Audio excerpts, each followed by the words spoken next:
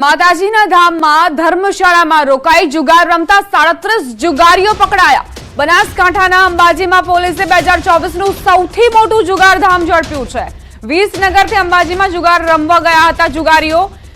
અંબાજીની ધ્રાંગધ્રા ધર્મશાળામાંથી આ 37 જુગારીઓ પકડાયા છે, જેની પાસે 19,93,850ની મુદ્દામાલ જપ્ત કરાયો। જુગારીયાઓ પાસેથી 1,86,650 રોકડ રકમ ઉપરાંત एक आईसर 3 कार सहित 35 मोबाइल कब्जे कराया। झड़पाયેલા તમામ જુગારીયાઓ વિસનગરના રહેવાસી હોવાનું ખુલ્યું। શ્રાવણ માસ દરમિયાન પોલીસ સતત ધર્મશાળામાં કોમ્બિંગ કરી રહી છે, જેમાં આ જુગારધામ ઝડપાયું છે। 38 માણસો અને 19,93,000નો મુદ્દામાલ, જેમાં રોકડ 1,86,000 અને 37 મોબાઈલ તેમજ એક આઈસર ટ્રક, એક વેગનાર ગાડી, બીજી ક્રેટા અને એક અમેઝ ગાડી એમ અને 37 મોબાઈલ એમ ટોટલ 1,93,000નો મુદ્દામાલ જપ્ત કરેલ અને આરોપીઓને અટક કરી અને કાયદેસરની કાર્યવાહી કરવામાં આવેલ છે। રાજકોટના ઉપલેટામાં કેન્દ્રીય મંત્રી મનસુખ માંડવિયાએ સર્વરોગ નિદાન કેમ્પમાં હાજરી આપી। શહેરના માનસેવા ટ્રસ્ટ અને ભાજપના સંયુક્ત ઉપક્રમે સર્વરોગ નિદાન કેમ્પ યોજાયો। આ નિદાન કેમ્પમાં દીપ પ્રાગટ્ય મનસુખ માંડવિયાએ કર્યું।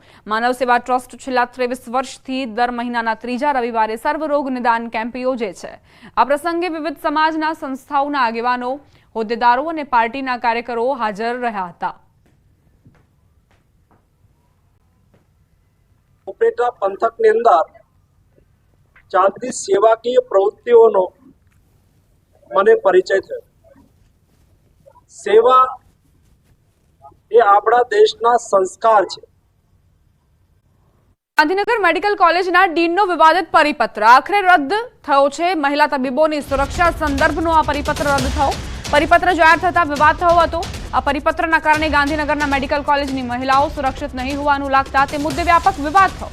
કોલકાતામાં રેપ અને હત્યાના બનાવ સંદર્ભે તાજેતરમાં ગાંધીનગર મેડિકલ કોલેજ તરફથી આ પરિપત્ર જાહેર થયો હતો, જેમાં મહિલા તબીબોએ એકલા ન રહેવા, એકલા બહાર ન નીકળવા સૂચનો કરાયા હતા, જે બાદ મહિલા તબીબોએ પણ રોષ ઠાલવ્યો હતો। મહિલાઓની સુરક્ષાના સંદર્ભે ઘણા બધા પ્રશ્નો ઉઠ્યા છે દેશભરમાં।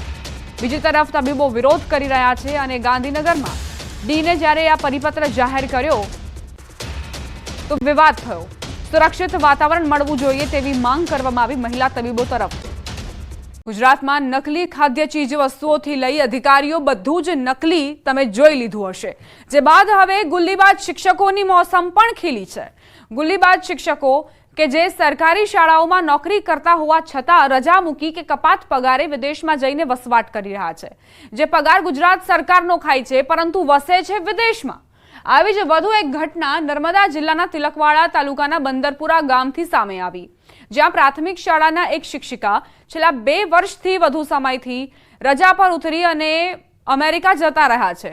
ન્યૂઝ 18 ગુજરાતીના રિયાલિટી ચેકમાં નીલેશ્વરી પટેલ નામની શિક્ષિકા 13 જૂન 2022થી કપાત પગાર પર રજા પર ઉતરી જઈ વિદેશમાં રહેતા હોવાનું સામે આવ્યું। અમે જ્યારે શિક્ષકોનું હાજરી પત્રક તપાસ્યું ત્યારે ખબર પડી કે યુએસએમાં જવાના કારણે કપાત પગાર પર આ શિક્ષિકા જતા રહ્યા છે। જોકે વાત એ છે કે ડીપીઓ સાથેની વાતચીતમાં જાણ થઈ કે મેડમે તો રજા જ નહોતી લીધી, જેના કારણે બાળકોના અભ્યાસ પર અસર પડી રહી છે।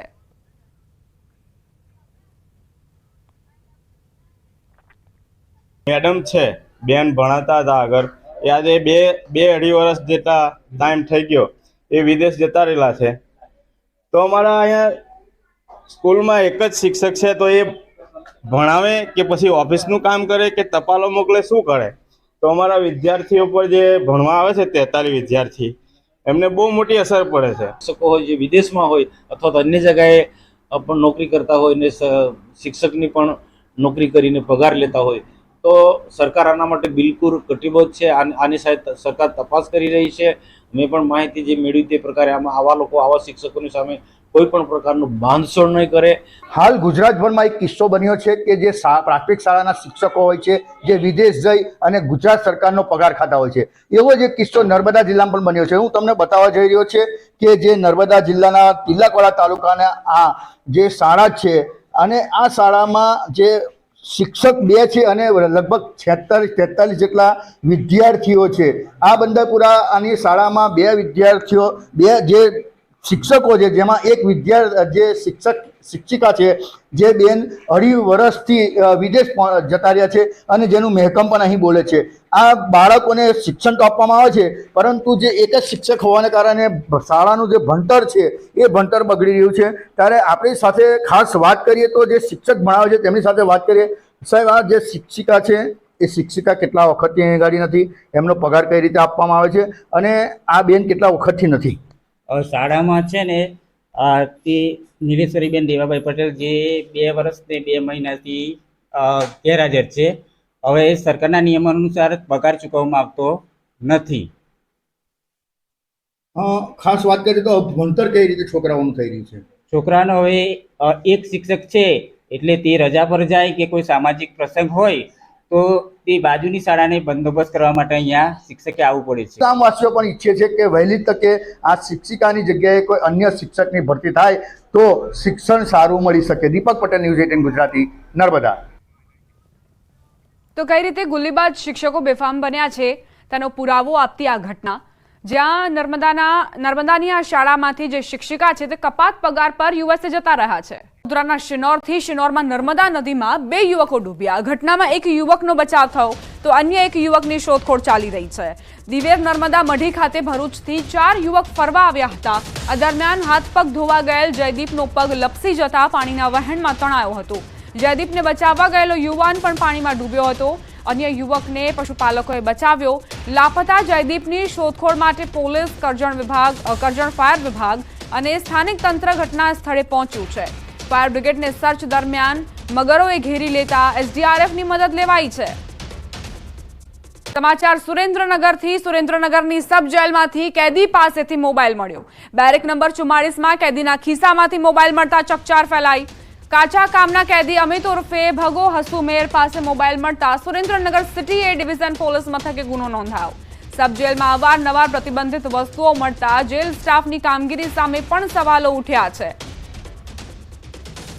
જેલ સ્ટાફની કામગીરી ખરેખર હવે સવાલોના ઘેરામાં એટલા માટે આવી છે કારણ કે વારંવારની ઘટના છે. વારંવાર કેદી પાસેથી મોબાઈલ મળવાનો સિલસિલો યથાવત જોવા મળી રહ્યો છે. રોડ પર ગઠિયાઓથી સાવધાન રહેજો. વાતોમાં ભોળવીને લૂંટ કરતી એ ગેંગની કરતૂત સીસીટીવીમાં કેદ થઈ. વલસાડના ઉમરગામમાં એક વૃદ્ધા સાથે બનેલો ચોંકાવનારો બનાવ, જેમાં 3 ગઠિયા જાહેરમાં જ રસ્તા પર એક વૃદ્ધાને ભોળવીને સોનાની બંગડીઓ લઈ ફરાર થયા. રેલવે સ્ટેશનના નજીકથી એક વૃદ્ધા પસાર થઈ રહ્યા હતા તે વખતે 2 યુવકોએ આગળ ચેકિંગ ચાલે છે તેવું કહીને મહિલાને ડરાવ્યા અને તેમની પહેરેલી બંગડીઓ કાઢી થેલીમાં મૂકી દેવા કહ્યું હતું. આવું સાચું માનીને વૃદ્ધાએ સોનાની બંગડીઓના પોતાની પાસે રાખેલી પ્લાસ્ટિકની થેલીમાં મૂકી દીધી હતી. આ જ સમયે ત્રીજો ગઠિયો ત્યાં આવ્યો, વૃદ્ધાની થેલી લઈ જવાનો પ્રયાસ કર્યો. આ સમયે વૃદ્ધા હકીકત જાણી જતા તેમણે પ્રતિકાર કર્યો, પરંતુ ગઠિયાઓ મહિલાને ધક્કો મારી ફરાર થઈ ગયા. ત્યારે થેલી નીચે પડી જતા પ્રયાસ નિષ્ફળ રહ્યો. આશ્ચર્યની વાત એ હતી કે જાહેર રોડ પર બનેલા બનાવમાં ગઠિયાઓને પકડવાના બદલે લોકો ઊભા રહી તમાશો જોતા રહ્યા. આ મામલે પોલીસે ફરિયાદ નોંધી છે.